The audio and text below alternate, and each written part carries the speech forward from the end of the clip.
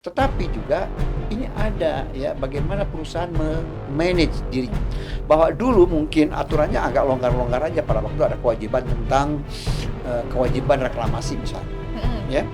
Pada waktu kita ya tidak bertanggung jawab pada konsumen kita, itu juga membawa konsekuensi-konsekuensi liabilities.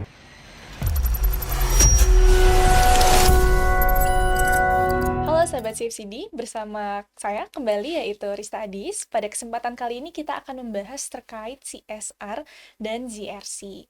Oke, tapi sebelum kita mulai, jangan lupa untuk di-like, komen, dan subscribe, dan di-share ke teman-temannya masing-masing. Oke, di sini sudah bersama saya Pak Tendri. Halo Bapak, selamat siang. Halo, siang. Gimana kabarnya Pak?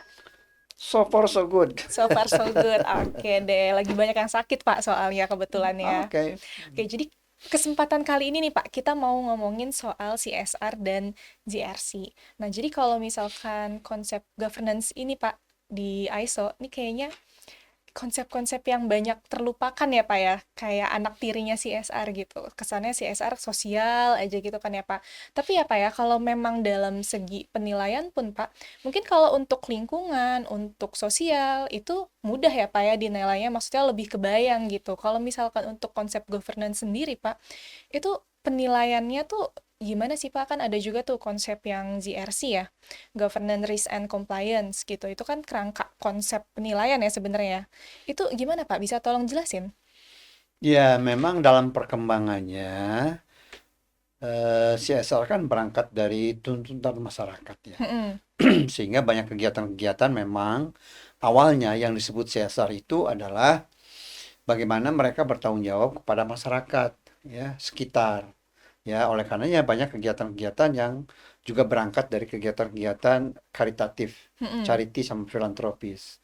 Nah, tapi dalam perkembangannya kemudian ternyata banyak abuse, banyak digunakan secara tidak proper lah ya, Mm-mm. bahwa kegiatan-kegiatan karitatif charity itu hanya untuk menutupi kegiatan bad practices lah banyak.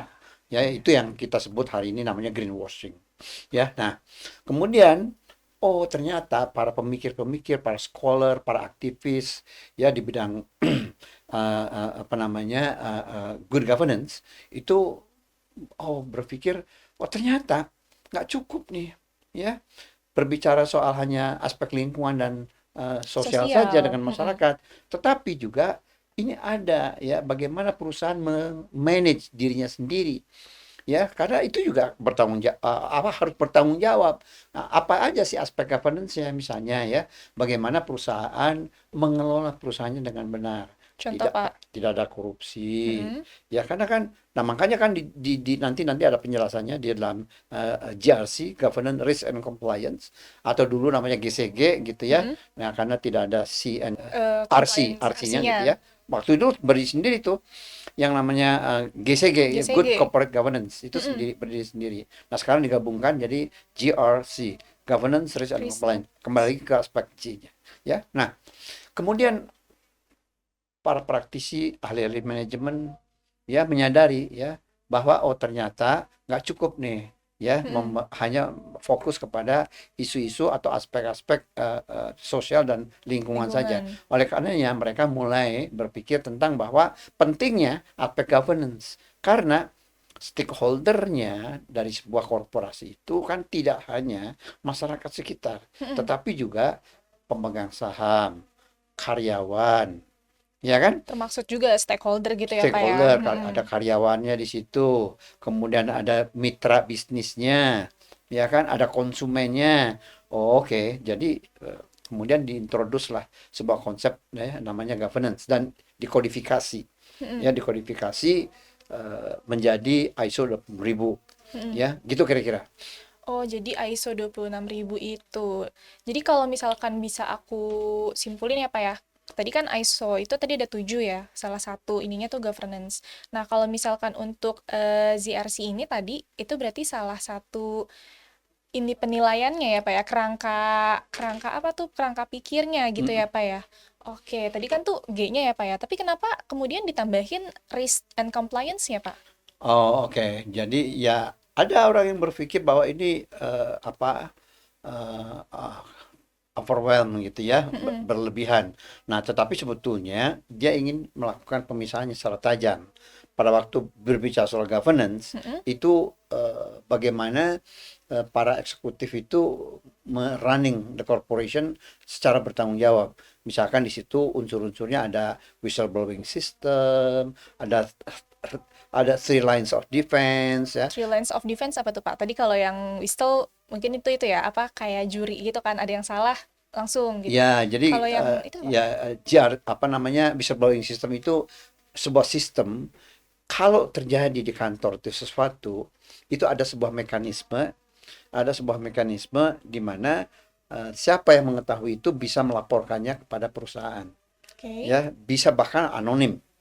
Nah, cuman kan seringkali di Indonesia ini terbentur masalah budaya di Mm-mm. Indonesia sehingga tampaknya nggak begitu Nggak successful. bisa kayak gitu. Kenapa tuh Pak? Ya, ini Contoh. soal budaya aja. Dan juga pembuktiannya kan juga nggak mudah. Oh, Ya, pembuktian iya kalau misalkan misalnya ada ya, yang kita salah. Mm-mm. melaporkan seseorang udah terjadi apa misconduct lah Mm-mm. misalnya dalam sebuah perusahaan. Nah, apakah itu hanya orang akunting, hanya orang keuangan yang melaporkan? Ya karena ada sesuatu misconduct, ada Mm-mm. korupsi dan sebagainya. Nah, sekarang kalau misalnya ya, tahu kan ada OTT Mm-mm. ya kan? Ya kan? Informasinya dari mana? Ya kan? Nah, itu kan something di luar lah skema yang apa namanya yang udah dicanangkan sekarang ya dalam bentuk manajemen ya. Nah, misalnya sekarang ada seorang satpam Paham. ya menemukan fakta bahwa oh orang bagian purchasingnya ini ketemu sama kliennya. Mm-mm. Terus kemudian dia si satpamnya menyaksikan ada delivery ya, Mm-mm. ada bawa bawa bawa segepok Kelihatan lah gitu ya. ya mungkin nggak Mm-mm. kelihatan uangnya nggak pernah kelihatan sih ya. Mm-mm. Eh, Cuma percakapannya mungkin Bisa kedengeran, juga. Nah, mungkin. sekarang gimana melaporkannya? Melaporinnya nggak mungkin ya, Pak Without ya? without any proof. Ya kan? Mau foto bisa Mana tempelin buktinya? satpamnya. Nah, hal-hal yang kayak gini seringkali susah pembuktiannya. Ya, konsep-konsep whistleblowing system tadi. Nah, Hmm. oleh karenanya lebih pada mengutamakan tentang proses-proses auditingnya, pelaporan Ah, keuangannya. Nah, iya iya. di situ banyak inisiatif yang terkait dengan apa praktek-praktek governance. Mm-mm. Oke, jadi itu tadi dalam segi yang risknya tuh, Pak. Kalau untuk yang tadi compliance-nya, Oh ya, nah jadi gini ya, bahwa di dalam CSR juga ya, CSR juga sering kan dulu pernah ada dulu juga ada, mispersepsi mm-mm. ya bahwa CSR itu something beyond Jadi compliance. kalau udah ada peraturannya, nggak Bukan bisa CSR bukan CSR lagi. lagi gitu. No. Harusnya Ya, nggak salah ya, Pak ya, ya konsep tetap seperti itu. walaupun gini ya seringkali Mm-mm. adoption dari sebuah praktek-praktek ya yang yang punya nyerempet tentang responsibility seringkali kan pemerintah ketinggalan Mm-mm. ya. Nah, oleh Jadi udah ada karenanya isunya dulu, baru ada isu ada baru ada peraturan. peraturan. Nah, sekarang apakah kemudian begitu Peraturannya ada. peraturan ada kemudian bukan CSR lagi? Contoh misalnya di dunia pertambangan lah misalnya. Mm-mm. Bahwa dulu mungkin aturannya agak longgar-longgar aja pada waktu ada kewajiban tentang kewajiban reklamasi misalnya. Mm-mm. Ya, mungkin waktu itu KLH-nya belum menetapkan peraturan-peraturan yang rigid atau misalkan tentang parameter-parameter lingkungan ya Mm-mm. misalkan CO2 lah misalnya dulu-dulu mungkin juga berapa ambang batasnya Belum mungkin ada. relatif lebih rendah Mm-mm. mungkin sudah ada tapi rendah lah ya.